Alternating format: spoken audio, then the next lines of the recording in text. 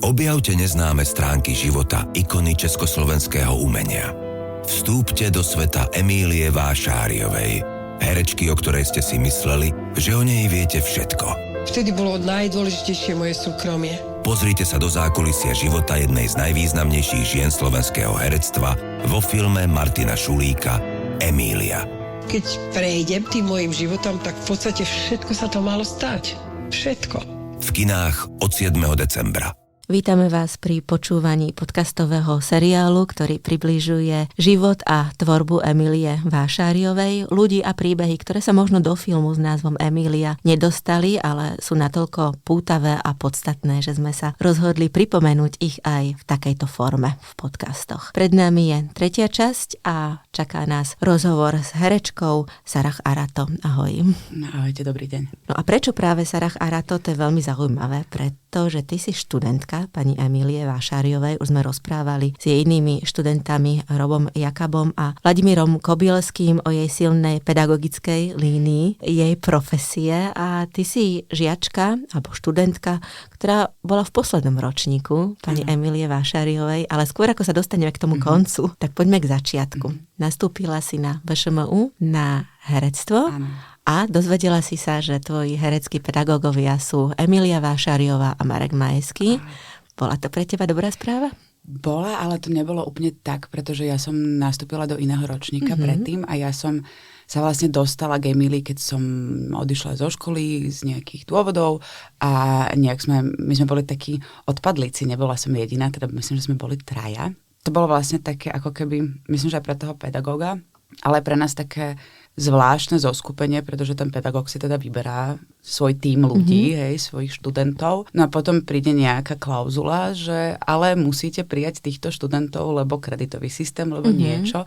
Takže myslím si, že sme to zobrali všetci tak bojovne. Ja som sa teda veľmi tešila a myslím si, že pani Emília si zvykla. Bola to taká pekná osudová záležitosť možno napokon, nie? Bola. Ja som veľmi vďačná vlastne za to. Neviem, ja tak verím tomu, že nie, že všetko zlé je na niečo dobré, ale že všetko je na niečo dobré. A myslím si, že toto bolo také osudové, že to tak malo byť.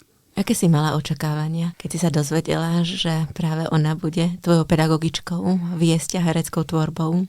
Neviem, či som mala očakávania, lebo tým, že som ja študovala už predtým na tej škole, tak čo som si stihla všimnúť je ako keby, že každý ten pedagóg toho hereckého ročníka, ten ročník vedie inak. Jemu podobne, alebo tým, čo on vyznáva, alebo akým spôsobom sa on uberá, či tou životnou, alebo tou hereckou cestou.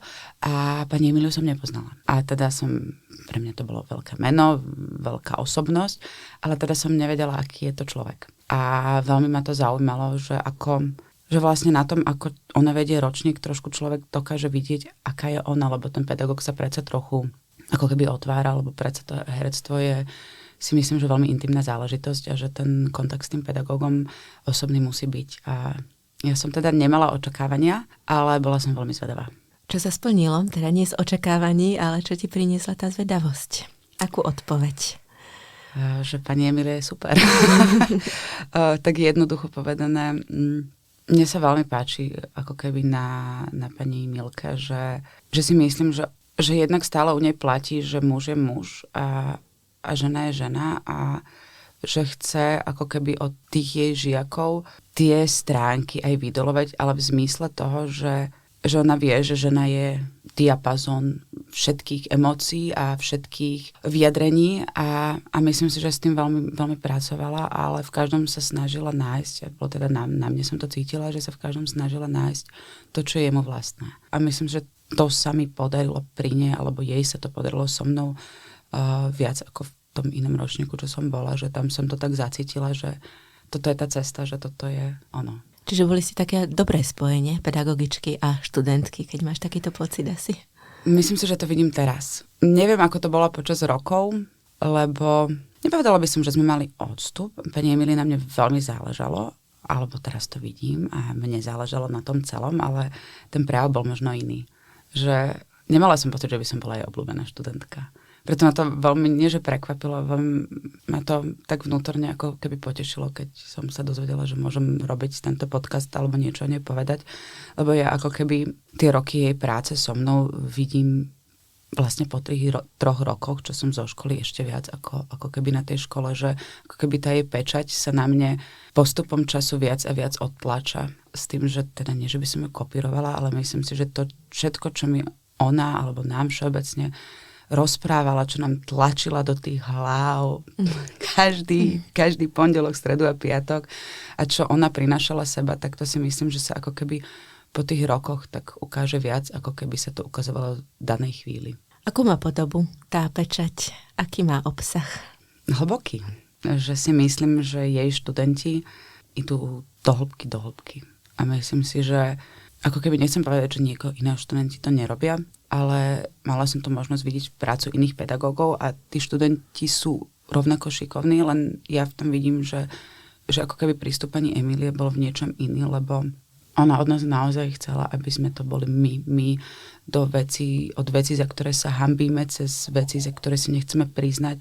Ako keby, že tam bol veľký taký psychologický rozmer a myslím, že to je tá pečať, že človek naozaj ide za seba a tie emócie sú veľké a pravdivé. Ty si absolvovala herectvo na VŽMU v roku 2020. Spomínané 3 roky si prežila okrem televíznej tvorby na javisku divadla Astorka Korzo 90. Spomenula si pri nejakých konkrétnych príležitostiach, situáciách pri študijnom procese na nejakú jej dobrú radu alebo na to, že ako by ťa viedla v danej chvíli? Ja som na ňu veľa myslela. Veľa som na ňu myslela, keď som skúšala svoju prvú veľkú postavu v Astorke.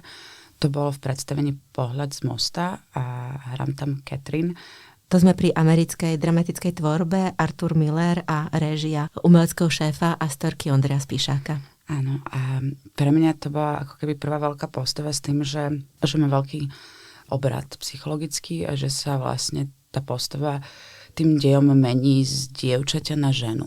A myslím si, že tam som veľmi myslela na to, ako nás Emília viedla a musela som si spomenúť, aké to bolo, keď som mala možno 16, možno 9, lebo niektoré, akože aby to dievča v tom bolo, tak som si musela tak dodávna spomenúť a myslím, že vtedy som veľa myslela na Emíliu, že by sa jej to páčilo, ako to robím.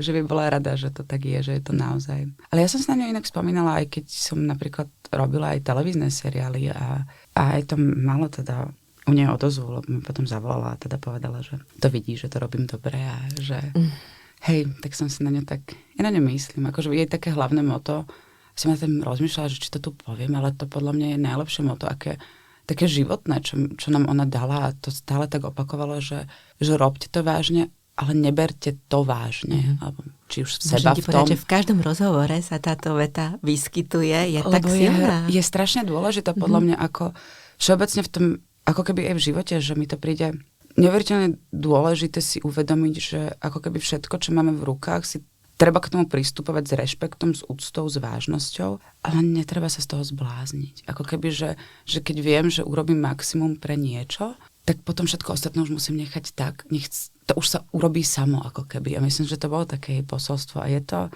áno, asi vie, prečo to hovorí v každom ročníku už veľa rokov. No, jedným z dôvodov môže byť, že ona sama už ze svojej skúsenosti prišla na to, že to jednoducho platí a dáva vám tú najlepšiu radu, akú vie. Ja neviem, či to môžem prezrieť. Ona bola kedy hovorila, ja neviem, či to bola pravda. Neviem, či s vekom alebo s časom, či si ona pozmenila tú spomienku, alebo to tak naozaj bola, ale ona vždycky tak hovorila, že ja som ani nechcela byť herečka. A človeku to tak potom povie, že tak vy ste nechceli byť herečka, ste najlepšia herečka, no tak to je super. Ale vlastne ja som to potom časom pochopila, že z jej strany tam asi nebol tlak, ako keby vnútorný, že ona to robila, lebo z toho mala radosť. A myslím si, že to je ako keby to posolstvo, že sa stále treba s tým hrať, stále z toho treba mať radosť, stále treba nechať uvoľnené a tak akože naozaj to robiť, priznať čas, pripravený a tak ďalej, ale ako keby tá voľnosť a tá radosť, že by v tom mala stále byť. Je toto posolstvo prenosné? Napríklad práve v smere od pedagogičky hereckej tvorby na študentku? Určite. A keby som bola ja pedagóg, asi to tiež prenášam na svojich študentov. Takže myslím si, že je to také dôležité posolstvo. To, že sa nechcela stať herečkou, na viacerých miestach opakuje aj v dokumente Martina Šulika Emília, takže ja verím, že to tak bolo, pretože sa doslova aj vspierala, ale podľa mňa neviem, či osud, alebo jednoducho ten talent zavážili a nedalo sa inak. To je možné, neviem, nebola som s ňou v tom čase, takže neviem, ale myslím, že je to také zaujímavé, ale že to tak aj vidím možno v iných konšteláciách životných, možno pri iných ľuďoch, že možno tí, ktorí až tak strašne nechcú niečo robiť, ktorí na to tak strašne netlačia, sú nakoniec úspešní v tom, čo robia. Že v niečom to je akože možno túžba, ale nie ten tlak. A že to mi príde zaujímavé. Možno preto je tam, kde je a to dosiahla. Niekedy, keď sa na veci tak veľmi tlačí, tak ako keby sa ten vzduch stade vytratil, nie? A nedá sa nadýchnúť. Tak. A vlastne z tejto jej také možná životnej filozofie, z jej prístupu vyplýva taká úžasná ľahkosť, s ktorou sa vie pozerať na veci, ale aj sama na seba, pretože ona má neskutočný zmysel pre humor, aj pre takú zvláštnu iróniu. A naozaj sa neberie vážne. Spomína aj pochybnosti sama o sebe, čo ako si spomínala, že nechceli ste sa stať herečkou a ste dnes tam, kde ste, a tiež pochybnosti. No človek by čakal, že aké už pochybnosti po tých rokoch toľko kvalitnej práce, ale je to tam stále. Ako to vnímaš? Alebo je to súčasť toho hereckého života? Je dobré mať pochybnosti? Možno nie iba v hereckom živote. No, presne to som chcela asi povedať, že myslím si, že neviem, myslím si tak spomínala na vetu, že žiadna dobrá kuchárka nepochváli svoje jedlo.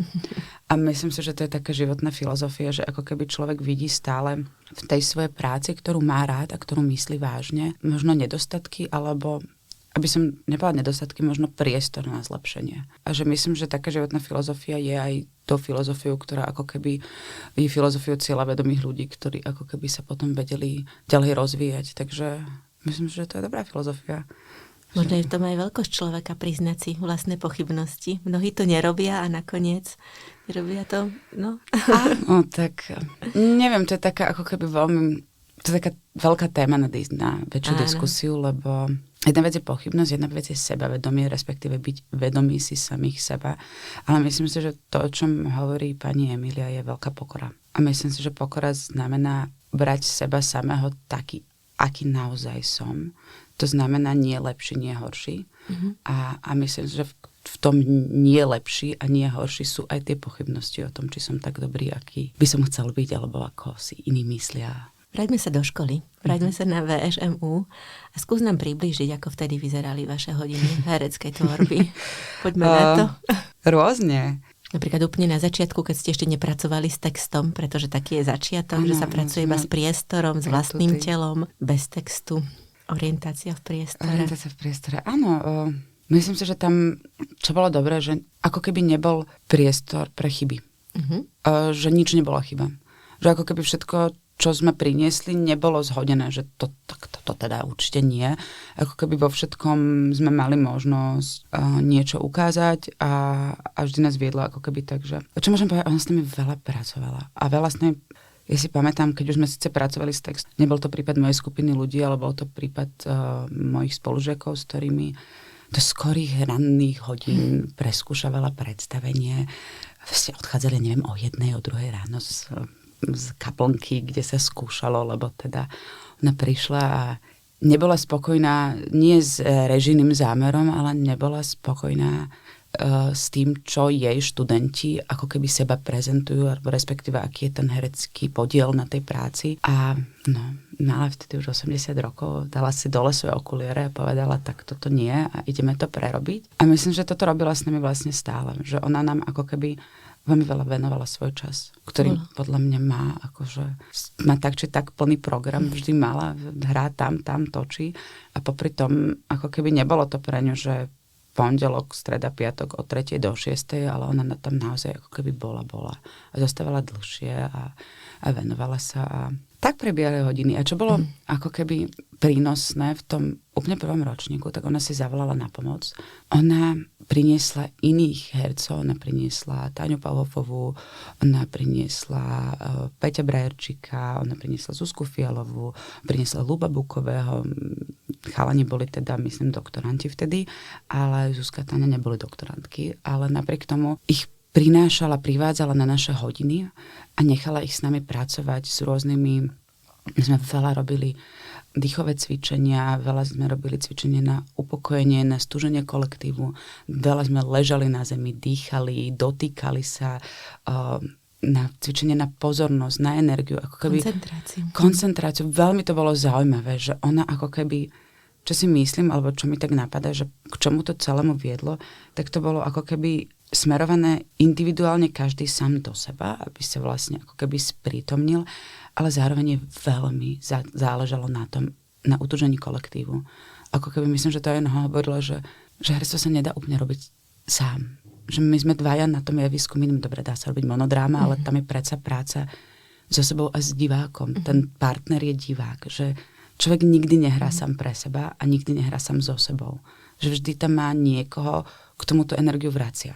A veľmi je na tom záležalo a myslím, že toto bolo aj to, čo celý ten prvý ročník do nás nie len aj druhý potom, čo nielen ona ako keby nám ponúkala, ale čo tou škálou tých ľudí, ktorých ona priniesla, ktorý mal každý iný pohľad na herectvo a inak to vnímal, tak myslím, že to sa nám snažilo ako keby tak priniesť. Čiže bola aj náročná, aj precízna? Áno, veľmi. veľmi. Aj kričala občas. Aj vám držala palce. Aj nám veľmi držala palce. Nepovedala by som, že je to cukor a bič, lebo to nebola nejaká metóda, že teraz to budem dneska hrať takto a takto ich budem vieť, že myslím si, že to bolo úprimné. A vedela na nás nakričať a vedela nám povedať, že sme nehanební barbari a že sme neboli v opere a vedela nás veľmi pochváliť. A veľmi nám povedať, že nám drží palce obie nás, povedať nám, že je na nás pyšná, že sme dobrý ročník, že ako keby to tak aj nás spolu, teda individuálne nás pochválila, individuálne nám vynadala nám ako kolektívu, pochválila nás ako kolektív, že a myslím, že to bolo také naozajstné, že to nebola herecká metóda. To všetko vás malo asi posunúť. Áno, určite. K tomu, kde ste dnes. Ty sama si v Astorke Korzo 90 v tomto legendárnom divadle, takže tam to vôbec nie je jednoduchá adresa pre mladé herečky a mladých hercov. Ja si pamätám, a teda neviem, či to tak bolo až ešte pred pár rokmi, ale kedysi sme mohli samozrejme chodiť, chceli a mali na Index si pozerať divadelné predstavenia. Pamätáš si nejakú takúto svoju skúsenosť, keď už si bola študentkou herectva a zároveň si zostala očarená ako diváčka? Ja som to mala veľa v Astorke. Ja som chodievala do Astorky, ja som to mala, keď som videla prvý raz Sen, tak to ja viem, že som sa išla pocikať od smiechu. A mala som to na veľa predstaveniach. Ja viem, že Karamazovci sa mi strašne páčili, ale... Chodievali ste aj na Milku, na svoju pedagogičku, pozrieť sa, ako robí na javisku, ako stvárňuje všetko to, o čom možno rozpráva, tie skúsenosti? Chodievali. Ja som naposledy videla, ale tuším Elity. To už... To myslím, že bol posledný ročník, čo už som bola na škole. No mne sa Emília strašne páči. Len, hej, ešte mi tak chýba s ňou pracovať vlastne na javisku. Jedna vec je výsledok a druhá vec je, myslím si, že to, čo ako keby viedať ako herecký kolega, čo teda mám možnosť nejakými pedagógmi byť v Astorke, je to úplne niečo iné. Ten pohľad ako keby na toho bývalého pedagóga sa úplne zmení. Hej, sa zasmejeme na nejakých veciach, že toto ste nám hovorili a je to inak. Potom smejeme, že áno, je to inak. Ale hej, to mi trochu chýba. Ja verím, že sa človek môže učiť nie iba priamo z toho, že chodí na tie hodiny herectva, ale že to divadlo vníma naozaj z toho publika a že sa pozerá. A už sa pozerá na to inak. Už vie asi odhadnúť, čo bolo predtým, ako sa toto vystavilo, ako tu hľadali pointu. Už vidí to v takých širších skúsenostiach. Máš ty ako už 3 roky po absolvovaní herectva takýto pocit, že stále sa dá ešte čo učiť, alebo možno to je nekonečný proces? Ja som taký úplne obyčajný divák. A ja si to uvedomím, že keď idem do divadla, tak ja síce vidím tie veci, ako keby, ja neviem, napríklad teraz som mala naposledy na Kartonovom Tátkovi v Astorke, pred pár dňami a to priznám sa po dlhšej dobe, čo som sa išla sama pozrieť do divadla, na niečo iné, ako kde som ja. No teraz je to najnovšia inscenácia v Astorke. Áno, to najnovšia inscenácia a ja som tam proste iba sedela. Ja som zabudla, že som v divadle, ktoré poznám naspamäť. Ja som zabudla, čo je za scénou. A ja to mám tak aj trochu s filmami, že keď som sledovala napríklad Emíliu v Evenovej, tak to som brala inak. A myslím, že som to videla aj 2-krát. Že raz som si to pozerala ako film a raz som teda sa išla pozrieť, čo robí môj pedagóg. A je to zaujímavé, ale ja sa väčšinou zabudnem. Ja sa zabudnem a ja proste sa pozerám a teším sa a príjmam tie emócie a vnímam ich skôr ako tie postavy. Nevnímam ich ako svojich kolegov alebo ľudí, ktorých poznám v súkromí. Necháš sa strhnúť príbehom, emóciami? Úplne. Ty si potom diváčka značka Ideál, pretože ja si myslím, že všetci chcú mať takých divákov. Pani Emília Vášariová, v súvislosti s ňou sa hovorí o mnohých veciach, o rôznych metódach, hovorí sa aj o tom, o intelektuálnom herectve. Počujeme to aj v tom dokumente, ako ona rada pátrala, spomenula si hneď v úvode, že pre ňu bolo dôležité dostať sa do hĺbky, vnímať veci v súvislostiach. Všetko pre ňu je pri štúdiu postavy dôležité. Aj tá všímavosť toho bežného života, sledovať rôzne situácie, ľudí. Všetko sa ako keby môže potom zísť. Ako nad týmto rozmýšľaš, alebo ako si rozmýšľala, keď si bola študentkou pod jej vedením? Veľa sme o tom hovorili. My sme veľmi veľa, za čo som jej vďačná, čítali. Aj keď sme dostali, dajme tomu, scenár, alebo predtým hru, ešte nie scenár, tak sme to veľa rozoberali. A myslím, že na to, aj keď už nás tak trochu nechala s tými režisérmi z nášho ročníka pracovať, tak sa chodila pozerať teda na tie, aj na to, ako rozoberáme tie hry, čo tam hľadáme, čo tam chceme vidieť, čo by tam ešte mohlo byť. A pre mňa je to ešte stále asi najzaujímavejšia časť skúšobného procesu je si predstavovať alebo sa zamýšľať nad tým, čo vlastne autor chcel tým povedať, dajme tomu v roku, kedy to písal, čo tým chceme povedať my teraz, aké sú tam prepojenia na súčasnú dobu a potom samostatne, samozrejme za tú postavu, ktorú hrám, čo tá postava prežíva, prečo hovorí tieto veci v rámci nejakej buď politickej, osobnej, akejkoľvek situácie, v ktorej sa nachádza. A myslím si, že to máme veľa od Emílie. Že to nám ona ako keby tak... A samozrejme nás... Analýza dramatického textu. Analýza dramatického textu, presne tak. Ale k tomu nás viedlo veľa. A veľa nás viedlo k tomu, aby sme pozorovali život v električke, ako ľudia dýchajú, ako sa smejú, ako sa rozprávajú. A ja to robím často ešte doteraz, že keď náhodou som v električke, keďže teraz to už nie je také jednoduché byť v električke, tak veľa rozmýšľam nad tým, že ja neviem, keď počujem úryvok len niekoho rozhovoru, tak rozmýšľam nad tým, že aký život vlastne to ľudia žijú, čo sú, nechcem sa otočiť, chcem iba sa započúvať a chcem vedieť, predstaviť si, ako vyzerajú, kto sú, čo prežívajú. A k tomu nás viedla Emília. Asi sa nedá urobiť tá čiara medzi súkromným životom a profesiou, keď je človek herečkou, hercom? Asi nie. Prelína sa to? Myslím si, že si berieme prácu domov. A neustále.